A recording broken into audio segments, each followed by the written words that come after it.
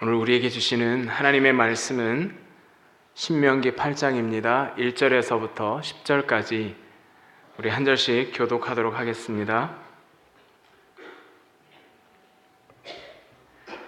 내가 오늘 명하는 모든 명령을 너희는 지켜 행하라. 그리하면 너희가 살고 번성하고 여호와께서 너희의 조상들에게 맹세하신 땅에 들어가서 그것을 차지하리라.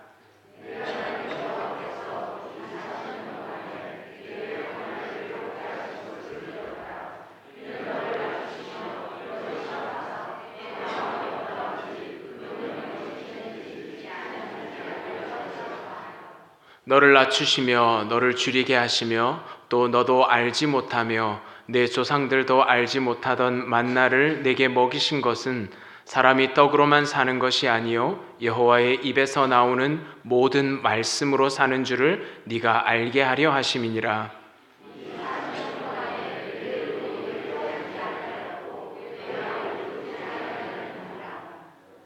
너는 사람이 그 아들을 징계함 같이 네 하나님 여호와께서 너를 징계하시는 줄 마음에 생각하고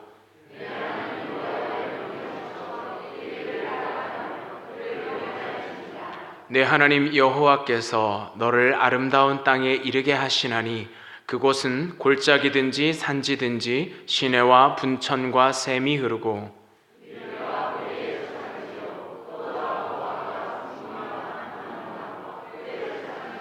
네가 먹을 것에 모자람이 없고 네게 아무 부족함이 없는 땅이며 그 땅의 돌은 철이요 산에서는 동을 캘 것이라. 네 하나님 여호와께서 옥토를 내게 주셨으므로 말미암아 그를 찬송하리라. 아멘. 이 시간에 이영기 목사님께서 기억해야 산다라는 제목으로 하나님의 말씀 전해주시겠습니다.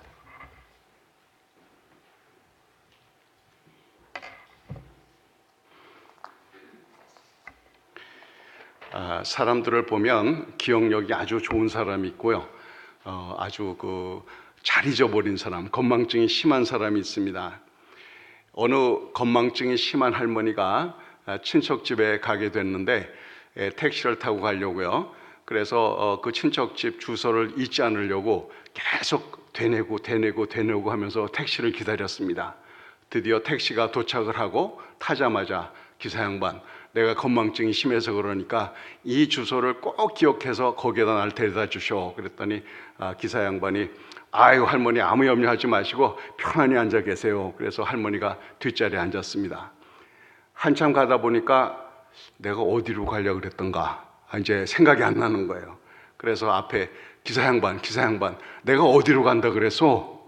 물었더니 기사가 탁 돌아보더니 아니 언제 타셨어요?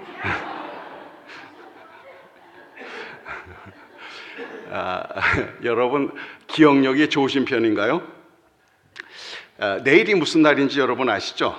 메모리얼 데이인데 미국에서 이 메모리얼 데이의 유래는 미국의 노예로 인한 남북 전쟁이 일어나고요. 그때 죽은 군인들을 기념해서 지키던 날인데요. 처음에는 북측과 남측의 기념일이 달랐습니다.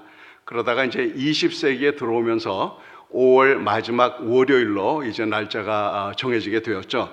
그리고 1차, 2차 세계대전이 지나면서 전쟁으로 전사한 모든 군인들을 기념하는 그런 날이 됐습니다. 한국의 현충일과 같은 날이죠. 그런데 메모리얼 데이를 맞으면 미국에서는 많은 사람들이 먼저 이 세상을 떠난 식구들의 산소를 찾습니다. 묘지에 험날을 하고 고인을 기억하죠. 일종의 한국의 추석과 같은 날입니다. 저희가 살면서 수많은 사람들을 만납니다. 많은 기억들이 있는데 그 중에는 재미있는 사람도 있죠. 악몽 같은 사람도 있습니다. 혹은 아름다운 추억을 떠올리게 하는 그런 사람도 있겠죠. 그런데요, 우리의 기억이라는 것이 늘 정확한 것이 아니랍니다. 학자들의 연구에 의하면 사람들은 고생하고 힘들었던 것은 잊어버리고 좋은 것만 기억하는 경향이 있대요. 아마 그래서 사람들이 살아갈 수 있는 것 같아요. 늘 과거의 아픔과 그런 슬픔만 기억하면 얼마나 살기가 힘들겠어요. 그래서 아프고 괴로웠던 것은 망각하고 감동적이고 아름다운 것만 선별해서 기억하는 경향이 있답니다. 그러나 중요한 것은 오해나 상처로 인하여서 해결되지 않은 부분이 있으면 그것이 의식의 세계에서는 기억을 못해도 무의식의 세계로 들어가 버립니다. 그래서 내가 의식적으로 기억은 못해도 그 모든 상처와 아픔이 내 속에 있어서 내 삶에 계속 부정적인 영향을 미친다는 거예요. 그래서 우리는 구원이 필요합니다. 보통 구원하면 다음에 죽어서 천국 간다 이 정도만 생각하는데요. 워낙 하나님의 구원이라는 것은 본래 하나님의 만드신 하나님의 아름다운 형상을 회복하는 거가 구원입니다.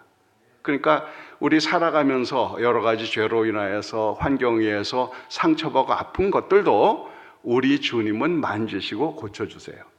이 기억이 온전히 치료함을 받아야 사람이 점점 온전해지는 것이죠.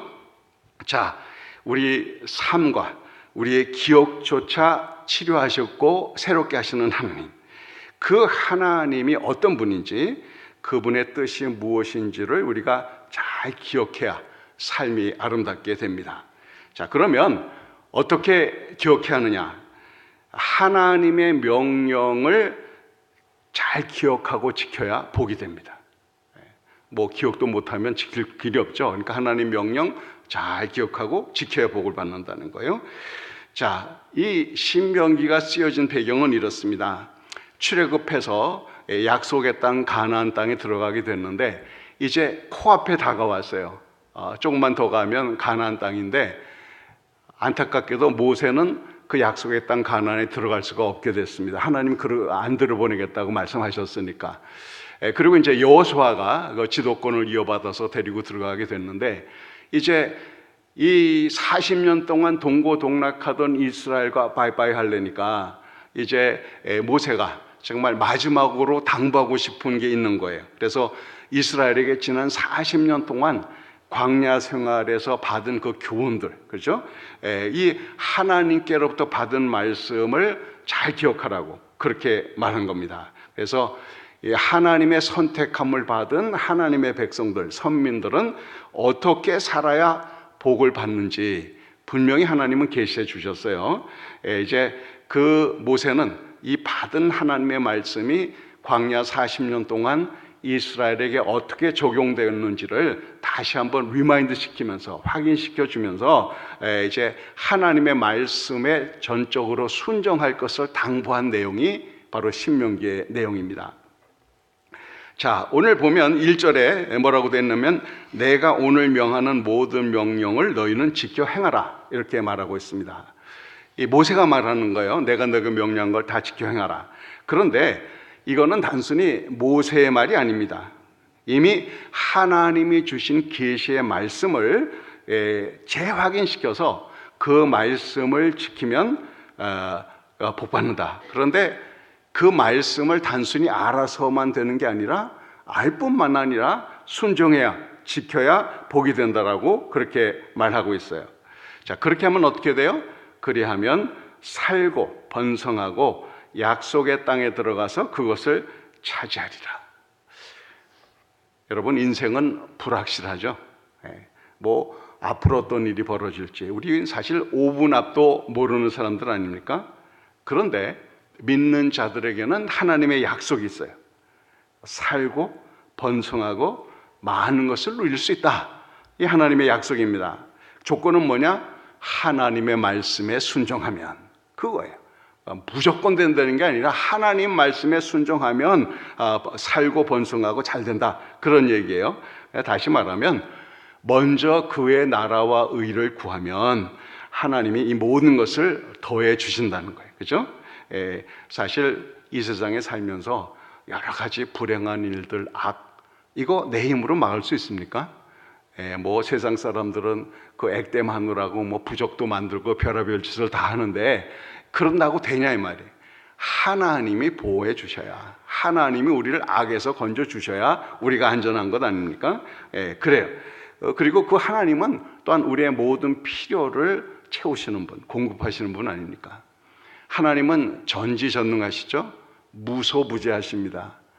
하나님은 능력이 모든 것을 하실 수 있기 때문에 해주마 약속한 것은 반드시 하실 수 있어요. 그만큼 능력이 있으신 분이니까, 그죠? 그래서 그 하나님의 명령, 즉 하나님의 말씀을 지키면, 순종하면 복이 된다 말씀하시는 거예요. 자, 그러면 이 하나님의 말씀을 잘 지킬 수 있는 비결은 뭐냐? 비결이라도 있느냐? 있어요. 어떻게 해야 되느냐? 하나님의 역사를 잘 알고 기억을 해야 됩니다. 하나님의 역사를 기억해야 살 수 있다는 거예요. 자, 우리 신앙이라는 것이요, 그냥 덮어놓고 믿는 게 아니거든요. 제가 뭐라 그랬어요? 믿는 건 덮어놓고 믿지 말고 열어놓고 믿으라고. 그러니까 성경에 이미 하나님의 역사가 이스라엘의 삶을 통해서 어떻게 일하셨는지 그 역사가 다 기록이 되어 있는 거예요.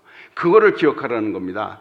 오늘 그 2절 3절 다시 한번 봅니다. 내 하나님 여호와께서 이 40년 동안에 내게 광야길을 걷게 하신 것을 기억하라. 이는 너를 낮추시며 너를 시험하사 내 마음이 어떠한지 그 명령을 지키는지 지키지 않는지 알려 하심이라. 3절 넘어갑니다. 너를 낮추시며 너를 줄이게 하시며 또 너도 알지 못하며 내 조상들도 알지 못하던 만나를 내게 먹이신 것은 사람이 떡으로만 사는 것이 아니요 여호와의 입에서 나오는 모든 말씀으로 사는 줄 내가 알게 하려 하심이니라 말하고 있어요. 자, 이 출애굽 사건이 있기까지 하나님은 이스라엘과 늘 함께 하셨습니다. 이스라엘과 함께 하신 역사가 있어요. 자, 믿음의 조상들 아브라함과 이삭과 야곱이 이제 가나안 땅에 정착해서 살았습니다. 그러다가 엄청난 기근이 들었죠. 다 굶어 죽게 생겼어요. 그래서 굶어 죽게 된 이 사람들을 이집트로 이주시켰습니다. 물론 요셉을 앞서 보내서 다 준비했죠. 그래서 이제 그 애굽에 갔는데 또 다른 각도로 보면 왜 이들이 이집트에 갔느냐? 그 당시 이집트는 가장 학문과 문물이 발달한 나라였습니다. 그냥 유목민이었던 이 사람들이 이집트에 가서 찬란한 문화와 여러 가지 학문을 접할 수 있는 그런 기회가 됐다는 거예요.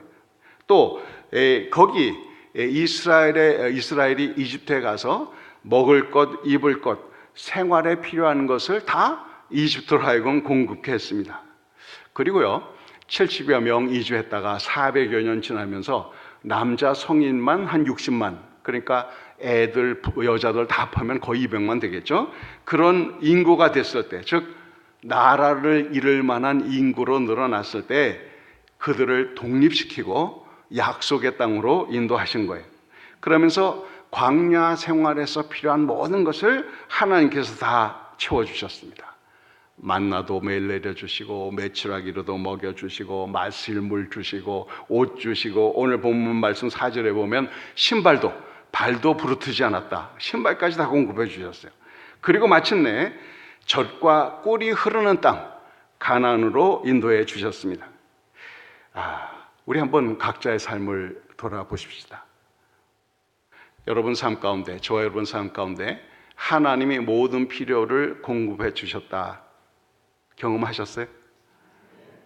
이스라엘의 역사 가운데 역사하신 하나님일 뿐만 아니라 우리 믿는 사람 각자의 삶에도 하나님은 일일이 역사를 하셨습니다.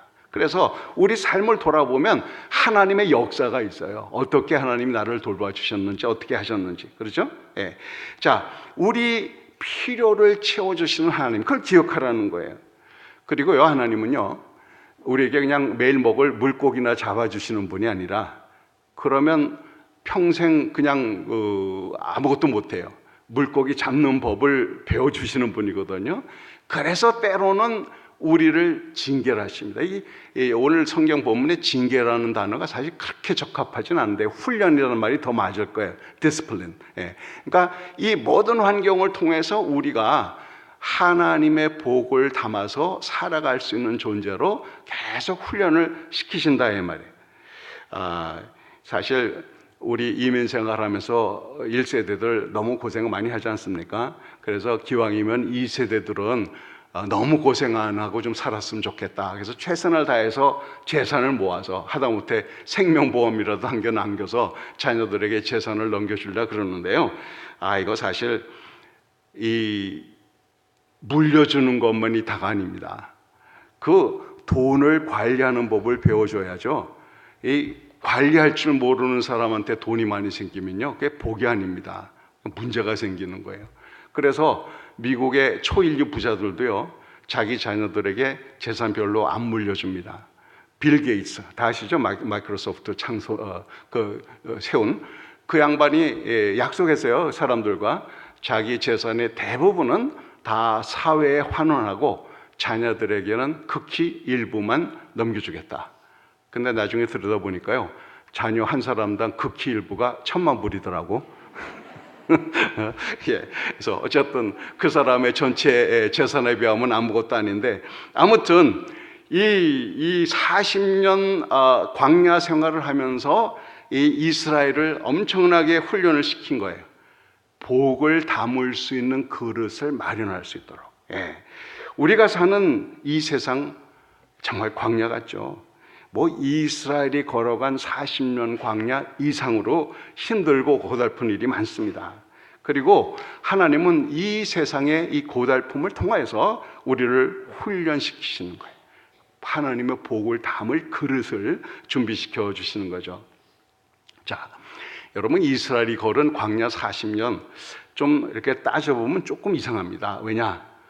그 이집트에서 가나안 땅까지 제일 지름길, 그 해변가로 가면요, 30일이면 걸어갈 수 있는 길입니다. 그러니까 애들, 가축 다 딸렸다고 하지만 넉넉 잡고 40일이면 갈 수 있는 길이에요. 근데 그걸 무려 40년을 헤매게 만들었어요. 왜요? 나라를 이루고 지키기에는 아직 준비가 안 돼 있기 때문에요. 아니, 기껏해야 종살이 하던 사람들인데 국가를 지키려면 국방력도 있어야지 정치 능력도 필요합니다. 그런데 하나도 준비가 안 된 거예요. 그래서 광야 40년 동안 그들을 훈련시킨 겁니다. 그리고 이 광야 생활 40년은 그 이스라엘에게 뿌리 깊은 이 노예 근성을 뽑아내는 그런 과정이었다 생각하면 돼요. 자, 몸은 이집트를 빠져나왔어요. 그런데 이집트는 그들 가운데서 아직 뽑혀나가지를 않았습니다. 이게 문제인 거예요. 자, 우리 그 이스라엘 사람들이 광야에서 조금만 어려우면 뭐라 그래요? 이집트 살 때가 좋았다. 그때는 우리 먹고 싶은 걸 마음대로 먹고 참 좋았는데. 이게 정신 나간 소리 아닙니까? 종살이가 뭐가 좋아? 그런데 익숙해지면 그렇게 생각을 하는 거예요. 여러분, 그 소련 연방이 무너지고 많은 나라들이 독립을 했습니다. 소련 연방은 공산국가였지 않았습니까? 그래서 국가에서 배급을 줬는데요. 저도 이제 몽골에 소련으로부터 독립하고 한 1년 후에, 그러니까 1992년도에 몽골을 방문했는데요. 그때 가서 사람들하고 이렇게 얘기를 해보니까 많은 사람들이 배급받는 것, 나라에 의존해서 사는 거에 익숙해요. 그러다가 이제 이게 시장 경제로 바뀌니까 거기에 따라가지 못하는 좀 옛날만 생각하는 사람들은 되게 힘들어합니다. 그 옛날에는 국가에서 다 먹여줬는데 이제는 경쟁에 의해서 자기 먹을 것을 구해야 되잖아요. 그러니까 진취적인 사람들은 열심히 이 자본 경제에 이제 적응을 해서 열심히 일해서 꽤 많이 부도 이뤄요. 그러나 옛날만 생각하고 옛날이 좋았다 이런 사람들은 맨날 그것만 하다가 그냥 지지리 못 사는 거죠, 한마디로. 그렇게 됩니다. 자, 우리가 처음 구원받을 때 얼마나 감격하고 좋아합니까? 그런데 신앙생활 하다가 좀 어려움이 닥치면 어떤 사람은 그래요. 야, 옛날에 하나님 없이 내 멋대로 살 때가 좋았는데 왜 괜히 예수 믿어가지고 하지 말라는 건 이렇게 많고 헌신해야 될 건 이렇게 많고 무겁다 무거워, 옛날이 좋았다, 이제 이렇게 생각을 하고 말할 때가 있는데요. 옛날이 좋았다 이러는 사람들은 딱 정리해서 말하면 이런 거예요. 마귀에게 종노릇 할 때가 더 좋았다. 여러분, 우리 사람이란, 인간이란 존재는 전혀 독립적인 존재가 아닙니다. 우리는 의존적인 존재예요. 누군가에 의지해서 살아야 되는데 어떤 사람들은 그래요. 뭘 믿냐? 무슨 하나님 믿냐? 내 주먹을 믿어라. 그래서 자기 능력, 자기 노력만을 내세우는데 이런 사람들은 결국 스스로 자신을 속이면서 마귀의 밥이 돼요. 사람이 하나님 없이 자기 힘으로 산다 그러면 그건 이 세상 공중의 권세 잡은 마귀의 수하밖에 안 되는 거거든요. 그래서 정말 신앙이란 뭔가 하면 내가 어떤 은혜를 받았는지, 예수 그리스도의 피값으로 어떻게 구원함을 받았는지를 기억하면 자원해서 우리 하나님께 자신을 바치는, 자원해서 종로로 돼야 이게 마땅한 일이거든요. 그래서 이제 하나님을 의지하면 참 복된 삶이 되는데 이 광야 같은 생활, 인생의 많은 고난, 이게 나를 훈련하는 과정이구나, 이게 이제 보이는 거예요. 왜냐? 나의 삶의 주관자가 누군지. 내가 내 삶의 주관자 아니잖아요. 우리는 오은 앞도 몰라요. 하나님이 돌보시고 하나님이 주관하시는 거죠. 또 우리 하나님께서 모든 필요를 공급해 주십니다. 뭐 어떤 분들은 내가 그냥 뼈 빠지게 열심히 일했으니까 먹고 살지, 뭐 그 분야는 아주 틀린 얘기는 아니에요. 그러나 뼈 빠지게 일할 수 있는 건강이 어디서 왔습니까? 마실 물은 어디서 왔고 우리가 숨쉬는 공기는 어디서 왔어요? 그 비교적 건강해서 열심히 일할 수 있는 이거 다 하나님 주신 거거든요. 이제 그러다가 병이 들거나 뭐 사고로 어디 몸의 신체가 다치거나 그래서 활동을 못하면 건강하게 사는 것 자체가 하나님의 은혜구나, 이게 이제 느껴지는 거죠. 그렇죠? 그래요. 그래서 우리는 이 광야 같은 이 세상 가운데서 이 모든 과정을 통해서 하나님의 손길을 경험하면서 내 인생 가운데 역사하신 하나님, 그 하나님의 역사를 기억해야 한다는 거예요. 그게 복된 삶입니다. 그래야 진정 생명력을 가지고 살 수가 있어요. 사실 우리 예수 믿는 사람도 이 광야 같은 세상에서 수많은 고난을 경험합니다. 제외되지는 않아요. 그러면 왜 이런 고난이 내게 닥치느냐? 왜 믿음으로 살려고 애쓰는 사람에게 이런 불행이 있느냐? 우리는 질문할 수 있어요. 그러나 그것은 바로 우리 안에서 이집트를 걷어내는 과정이에요. 알게 모르게 저희들은 이 세상에 살면서 스스로를 의지하고, 그렇죠? 자기 판단, 생각, 뭐 경험 이런 거 의지하고 살 때가 얼마나 많은지 모릅니다. 그게 걷어져야 돼요. 정화가 돼야 한다는 거예요. 자, 이 과정을 통해서 하나님이 우리를 어떻게 보호하시는지, 어떻게 인도해 주셨는지, 어떻게 우리의 필요를 채우시는지를 더욱 확실하게 경험하게 되는 거죠. 그래서 우리는 하나님의 역사, 이스라엘 역사 가운데 역사하실 뿐만 아니라 내 인생 가운데서도 역사하신 하나님의 역사를 기억해야 복된 삶이 된다는 거예요. 이쯤에 한번 제가 신학적인 질문을 하나 하겠습니다. 여러분, 천국에 가면, 저와 여러분 천국에 가면 죄 지을 가능성이 아주 없어집니까?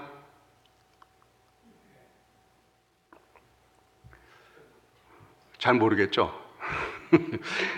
물론 뭐 이건 신학적 질문이니까 나도 안 가봤으니까 딱 부러져 얘기는 못합니다만 이래요. 지금까지 보면, 자, 우리 땅에서는 마귀가 활동을 하지 않습니까? 또 우리 안에 원죄의 성향이 다 있어요. 그러니까 죄에 빠질 확률이 참 많습니다.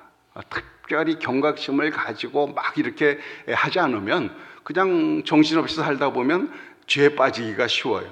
그런데 천국에 가면 우리를 유혹하는 마귀가 있어요, 없어요? 없어요. 지옥불에 던졌으니까. 또 원죄와 몸에 배인 나쁜 습성 다 없어질 겁니다. 자, 그렇다고 죄 지을 가능성이 다 없어지느냐? 사실 자유의지가 있다면 언제든지 하나님의 말씀을 거역할 가능성은 있습니다. 왜냐하면 인류가 만들어지기 전에 하나님은 천사들을 만들었는데 천사들 중에 하나님을 거역하고 이제 반기를 들었던 천사들이 있죠. 그 중에 우두머리가 마귀고. 그러니까 우리에게 자유의지가 있는 한은 하나님께 반기를 들 가능성은 있어요. 가능성이 있다. 저는 그렇게 신학적으로 생각하는데 그러나 이 땅의 삶을 철저히 경험한 사람들은 하나님을 배반하는 것이 거의 불가능하다 그렇게 생각을 합니다. 왜? 이 땅에 살면서 죄에 빠져봤더니 어때요? 죽을 맛이거든 이게. 죄, 그 욕심 따라 살아보면 결과가 아주 괴롭고 형편없다는 걸 알아요. 또 이 땅에 사는 동안 우리가 힘들더라도 하나님께 순종하고 맡기면 얼마나 복된 삶을 살았는지를 다 경험하게 되니까 가능성은 있지만 천국에 가서 그 하나님을 배반하기는 거의 불가능할 것이다. 저는 그렇게 생각해요. 여러분 안 그렇다고 생각하면 나중에 천국 가서 하여튼 만나서 따져보십시다. 어쨌든 자, 이 광야 같은 인생 가운데 하나님이 우리를 어떻게 만나를 먹이셨는지, 어떻게 돌보셨는지, 사실 신앙이란 그거거든요. 똑같은 상황에서도 하나님의 손길을 볼 수 있느냐 없느냐 그 차이예요. 세상 사람들은 우연히 됐다고 생각해요. 저 사람이 열심히 노력을 해서 됐다고 생각을 해요. 아니죠. 우리는 매사에 하나님의 개입하시는 손길, 섭리의 손길을 볼 수가 있어요. 그게 믿음의 눈이거든요. 그렇게 따져보면 내 인생 하나하나가 하나님의 섭리와 돌보심이 아닌 게 없잖아요. 그걸 경험했기 때문에 우리는 우리 삶의 역사하신 하나님을 늘 기억하며 그분께 최선을 다해서 순종을 하려고 하는 거죠. 그렇습니다. 진정 복된 삶이란 무엇이냐? 오직 하나님을 순종하고 그분 곁에 있는 것, 이게 복된 삶인 거예요. 그 기억이 우리 마음에 온전히 있으면 영원히 복된 삶을 살아갈 수 있을 겁니다.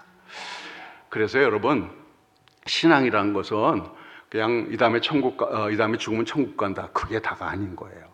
우리 이 땅에 살아가는 동안 순간순간을 내가 믿음으로 어떻게 살았느냐, 어떻게 하나님과 동행하면서 그분의 손길을 경험하며 살았느냐, 이 모든 과정이 영원한 복이 되는 거거든요. 그래서 우리는 순간순간 여호와를 인정하고 범사의 그를 인정하고 그분과 동행해야 한다는 겁니다. 자, 그런데요, 사람들이 참 묘해가지고 어려울 때는 오히려 신앙으로 삽니다. 길이 없으니까 하나님께 기도하고 맡기고 도와주세요 외마디도 지르고 그런단 말이에요. 그러다가 삶이 편해지면 그만 잊어버려서는 안 될 걸 잊는 경향이 있습니다. 그래서 중요한 것은 뭐냐? 형통할 때도 하나님을 기억하라는 거예요. 형통할 때도.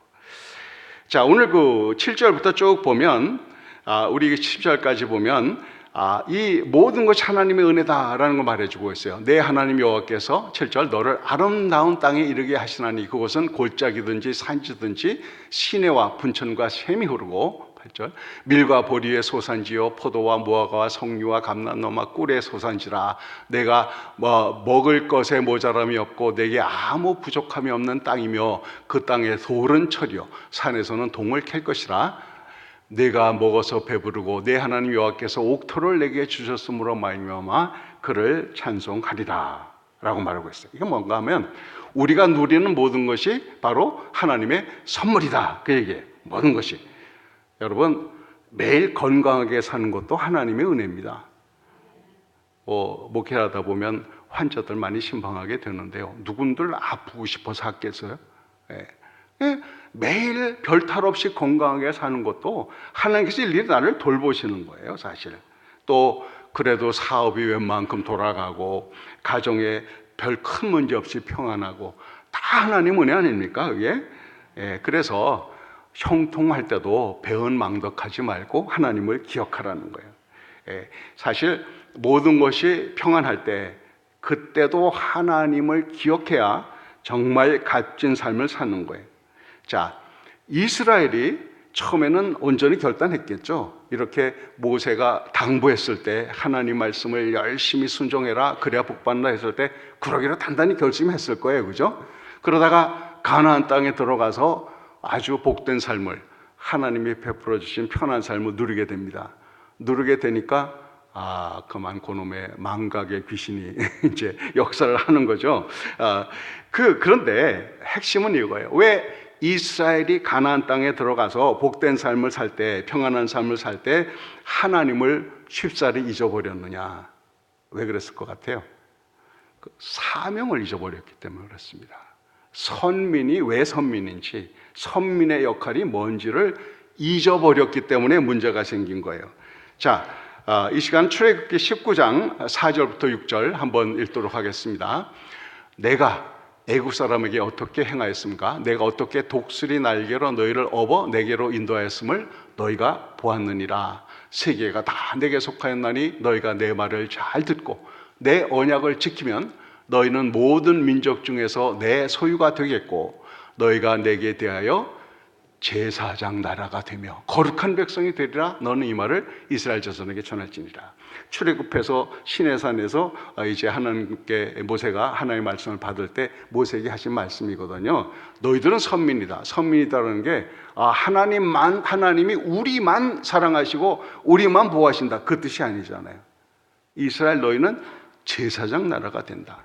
제사장이 의미가 뭡니까? 하나님과 사람 사이의 다리 역할을 한다는 거거든요. 그러니까 이 복 주시는 하나님, 모든 복의 근원이신 하나님을 다른 이들에게 잘 전해라. 그 사명을 주신 거예요. 그런데 이스라엘은 그냥 잘 먹고 잘 사는 거에만 눈이 어두워졌습니다. 사실 잘 먹고 잘 사는 것이 신앙의 목표라면 그게 이루어지면 더 이상 하나님 필요 없는 거예요.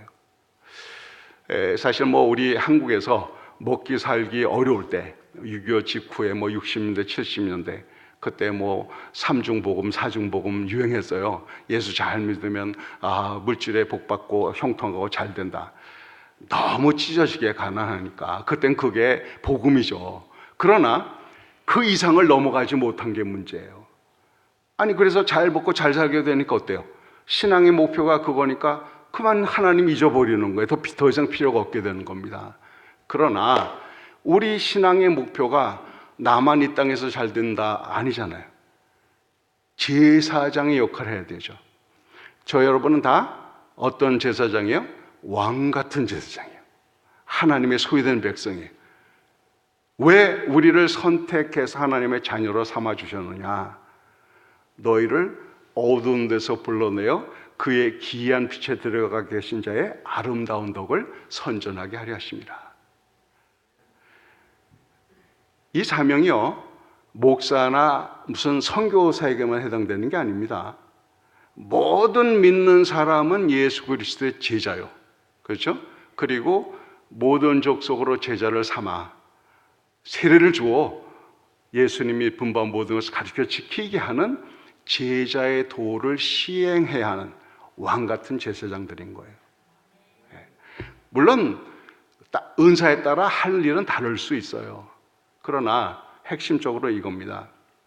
내가 누구를 만났을 때 그 사람이 나한테 사업적으로 도움이 되냐 안 되냐, 나랑 사귈 만한 인격을 갖췄느냐, 이것만 보느냐, 아니면 저 사람이 예수님을 알고 있는가, 정말 그 영혼이 주님께 사로잡힌 바 되었는가 라는 그런 관심을 가지고 내가 받은 복을 전해주는 복의 통로로서 정말 이 사명을 이루기 위해서 사느냐, 여기에 따라서 우리 인생이 확 달라지는 겁니다. 말 잘 못해도 돼요. 친절하게 대해주고 참 골방에서 그 영혼을 위해서 하나님 앞에 붙들고 기도하고, 이렇게 하면서 우리가 사명을 이루어가야 되는데, 사명을 잊어버리면 그러면 그냥 인생이 그냥 그렇게 돼버리는 거예요. 그러니까 형통하면 더 이상 하나님 필요 없게 돼버리는 것이죠. 그렇습니다. 우리가 사명으로 살면 전천후적인 믿음을 갖게 돼요. 형통해도 감사, 하나님께서 나에게 많은 여유를 주셔서 내가 좀 더 복음 전하고 영혼 구하는 일에 집중할 수 있도록 해주시는 걸 할렐루야 감사하고, 또 인생의 고달픈 일, 괴로운 일, 불행한 일 막 닥치면 내가 정말 아직도 다루어질 부분이 많기 때문에 하나님께 정말 복된 삶을 살기 위해서 나를 훈련시키는구나, 그렇게 해서 또 믿음으로 살면 되는 거고. 기억해야 합니다. 하나님이 어떠한 분인지. 이스라엘의 역사를 통해서 역사하신 하나님이 내 삶 가운데 어떻게 역사하셨고 무엇을 이루고자 하시는지 기억한다면 형통할 때도 모든 것이 그런 대로 잘 돌아갈 때도 잊지 않고 하나님을 섬길 수가 있다는 거예요. 우리 인간에게 기억이란 대단히 중요합니다. 그리고 그 기억이 구원함을 받아야 진정 하나님의 선하신 뜻을 이룰 수가 있는데요. 제가 몇 년 전에 이 메모리얼 데이를 맞으면서 시를 한 편 쓴 게 있어서 그걸 한번 읽어 드리겠습니다. 여러분 한번 잘 들어보시기 바랍니다. 제목은 기억. 수천 수만 조각난 퍼즐처럼 흩어져 가슴 속에 박혀있는 파편들을 하나씩 떼어내어 얼굴로 맞추어 본다. 웃는 얼굴에 눈물이 겹친다. 고뇌와 한숨도 섞여 있다. 애증의 표정으로 무심하게 다가온다. 버려두었던 조각들 잘 맞춘 것일까? 무덤같이 숨겨둔 조각들, 나를 기억하라 말씀하신 그분의 핏잔에 담겨 아름다운 얼굴로 환하게 웃어준다. 여러분 각자의 삶에 고치시고 새롭게 하시고 정말 새로운 피조물로 매일매일 만져주시는 하나님을 경험하셨나요? 기억하십니까? 그러면 우리는 우리 주위 사람들에게 나 같은 것도 선택하시고 구원해 주신 하나님께서 당신의 삶에도 역사할 수 있습니다. 담대하게 말할 수 있잖아요. 참 이 사명이 있다는 것은 참 복된 삶입니다. 세상 사람들이 다 그냥 먹고 사는 일에 치여가지고 그것 이상 넘어보지를 못하잖아요. 그럼 우리는 먹고 사는 일은 기본인 거예요. 먼저 그의 나라와 의를 구하면 하나님이 어떤 방법을 통해서도 먹여주시고 다 해요. 그러나 우리가 사명을 가지고 정말 하나님이 어떤 분인지 엄중히 기억을 하고 그 하나님을 사랑해서 어떻게 하든지 은혜의 통로, 구원의 통로가 되기 위해서 정말 사명으로 살려고 그럴 때 하나님은 날마다 우리를 새롭게 해주실 것입니다. 이 하나님을 하나님으로 기억해야 그래야 진정 사는 겁니다. 이런 아름다운 삶이 저와 여러분의 삶이 될 수 있기를 바랍니다. 우리 기도하겠습니다. 자, 우리 한번 자신을 돌아보십시다. 지난 일주일 동안 어쩌면 또 많은 괴로운 일들, 선뜻 해결하기 어려운 일들이 닥쳤을지도 몰라요. 그러나 기억하십시오. 하나님은 우리를 진정 복된 자로 만들기 위해서 하나님의 복을 담을 수 있는 존재로 이제 다루시는 훈련시키는 과정이다 생각하시고 우리 하나님의 놀라운 역사를 기억하고 그 하나님의 역사를, 그 사랑을, 그 구원의 능력을 이웃에게 선포하는 땅끝까지로 선포하는 사명으로 살기를 원합니다. 우리 한번 각각 결단하며 하나님 앞에 기도하겠습니다.